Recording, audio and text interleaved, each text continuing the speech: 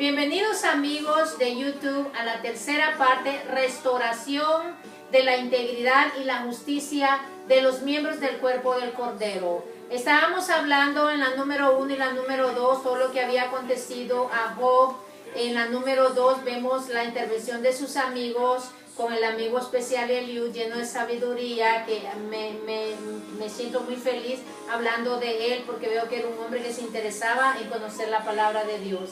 También vemos ahora en el número 3 cómo Job estaba sufriendo en su enfermedad, cómo el enemigo en el número 2 se había presentado ante Dios y le había dicho a Dios, pero déjame tocarle su piel por piel, dice, piel por piel, dice, todo lo que quiera el hombre dará por su vida. Le dice, si me dejas tocar su piel ya verás cómo te van a blasfemar. Le dice Dios, bueno, ve, tócale su piel, tócale su alma, pero no le toques su espíritu, porque su espíritu me pertenece, le dice Jehová. Entonces empieza la afrenta contra la carne de Job. Su esposa le dice, ya pierde tu integridad y blasfema contra Dios y que te mueras ya, dice, y te pares todo lo que te ha venido. En el 3, Job renuncia aún del día que había nacido. Dice en el número 3:3, dice, perezca el día en que yo nací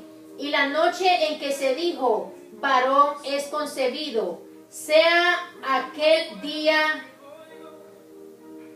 sombro y no cuide de él Dios desde arriba. Ahí vemos como él ya estaba negando aún el día en que había nacido. Y a veces así nos pasa en la vida real. Cuando situaciones adversas como esta vienen, cuando a veces atacan cánceres, cuando a veces atacan enfermedades terribles en nuestro cuerpo, tenemos que seguir manteniendo nuestra integridad y nuestra justicia como un tesoro, cuidarnos de levantar palabra contra cualquier ungido de Jehová, porque así dice la palabra, no toquéis a mis ungidos, ni hagas daño a mis profetas, dice la palabra. Entonces, Job estaba sufriendo, de ahí cuando Dios ve que Job estaba tambaleando en su transición, entra Dios a hablar con Job. Y ahí entre un torbellino, dice, Dios entró y empezó a hablar con Job. Y le dice, Job, ¿es que acaso estabas tú cuando yo hice los cielos y la tierra? ¿Es que acaso, Job, estás tú cuando yo derramo la lluvia en la tierra para que las sequedades se llenen de agua y los animales tomen agua, pueda crecer hierba y se puedan alimentar? ¿Es que acaso, Job, estás tú, le dice, cuando yo ponía el agua en el ocaso, le dice, y la detenía para que no se derramara? ¿Es que acaso has estado tú en ello? ¿Es que acaso has estado tú cuando yo derramo el rocío en la mañana?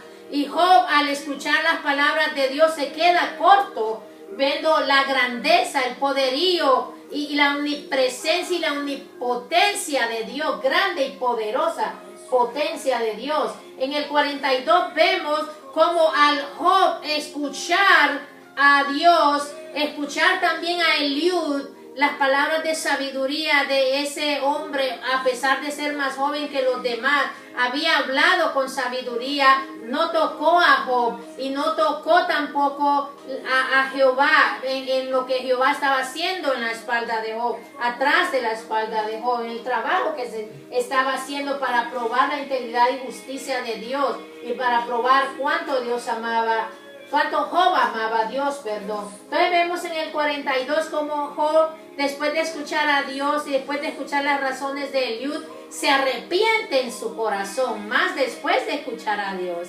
Se arrepiente en su corazón, conoce, pienso que tuvo un encuentro cara a cara con Dios en ese torbellino como lo tuvo Moisés en el monte de Sinaí. Lo mismo le pasó a Job y Job ahí pide perdón por el pecado de haber hablado aún contra sí mismo. Entonces vemos como Dios le dice a Bildad, ahora le dice, ustedes no han hablado lo recto de mi hijo Job, y se han levantado contra mí. Fíjate bien, amigo precioso de YouTube, no dijo te levantaste contra Job, te levantaste contra mí. Cuando nosotros como parte y miembros del cuerpo del Cordero nos levantamos contra los ungidos de Dios, no nos estamos levantando contra ellos, nos estamos levantando contra Dios que está detrás de las situaciones que ellos están pasando. Puede ser que el ungido ha perdido a su esposo, puede ser que el ungido ha cometido un error en público, puede ser que el ungido ha caído en enfermedad, puede ser que sus hijos han cometido adulterio, puede ser que sus hijos se han ido al mundo y han pecado contra Dios. Pero no somos jueces, no somos testigos nosotros para andar juzgando a nadie. Ya tenemos un juzgador y su nombre es Satanás. No necesitamos más aquí en la tierra, y de paso, si lo haces, estás poniendo en juego tu integridad y tu justicia, y estás levantando iniquidad en tu vida cuando murmuras de los hijos de Dios y te levantas contra ellos. Aquí hay algo bien precioso que pasa en el último capítulo, en el 42, cuando Job le dice a ellos que traigan corderos, que traigan. Vamos a leerlo, el 42. El 42, 8. Miremos cómo sucede la restauración de Job. Y aconteció que después que habló Jehová estas palabras a Job, Jehová dijo a Elifaz de Manita: mira, se encendió contra ti y tus dos compañeros. Mi ira se encendió contra ti tus otros dos compañeros, porque no habéis hablado de mí lo recto como mi siervo Job. Ahora pues tomaos 7 becerros y 7 carneros, e id a mi siervo Job, y ofreced holocausto por vosotros, y mi siervo Job orará por vosotros, porque de cierto a él atenderé para no trataros afrentosamente, por cuanto no habéis hablado de mí con rectitud como mi siervo Job. Fueron pues estos 3 amigos y trajeron los animales que Dios les estaba diciendo para poder ser restaurados y su pecado y su error poder ser arreglado. ¿Por qué razón Dios le dijo traigan estos animales a estos amigos? ¿Por qué a Job? En la palabra nos dice que cuando se traían animales para perdón de errores o perdón de pecados, usualmente se traían a los sacerdotes. Prácticamente aquí nos está diciendo que Dios miraba a Job como una autoridad aquí en la tierra. Y Job tenía la autoridad de parte de Dios de orar para que los hermanos pudieran ser restaurados. En este caso, sus 3 amigos que habían levantado contra él y contra Dios. Y así mismo hizo Job.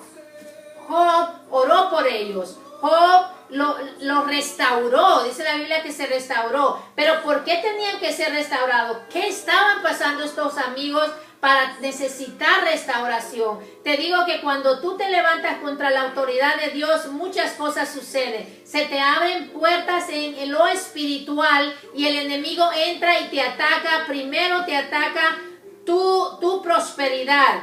Pierdes tu integridad y justicia. Pierdes la santidad, como dice en Isaías 6, 3 y 5, dice: y el uno al otro daba voces diciendo: Santo, Santo, Santo Jehová de los ejércitos, toda la tierra está llena de su gloria. Y los quiciales de las puertas se estremecieron con la voz del que clamaba, y la casa se llenó de humo. Entonces dije: ay de mí que soy muerto, porque siendo hombre inmundo de labios y habitando en medio de pueblo que tiene labios inmundos, han visto mis ojos al Rey Jehová de los ejércitos. Y ese es Isaías 6, 3 y 5. En Santiago, Dios nos insta a ser santos como Dios, ser santos como Él. Perdemos nuestra santidad, se nos cierran los cielos, se ponen de bronce y los suelos se ponen de cobre, y perdemos la comunicación con Jehová, porque Jehová nos rechaza y esconde su rostro de nosotros. Ahora, hermanos, Dios no nos quiere en estas situaciones, y hay que tratar de buscar solución a nuestros problemas Si este es el caso que estamos pasando, Dios quiere que vayas con la autoridad, que pidas perdón, que te humilles. El sacrificio ya fue hecho. Cristo es el sacrificio ahora. Lo único que se necesita es presentarse delante de la autoridad y pedir perdón por habernos levantado contra la autoridad. Y no solo contra la autoridad, contra Dios que está respaldando a la autoridad. Y pedir perdón por estas afrentas cometidas, por falta de conocimiento, mi gente.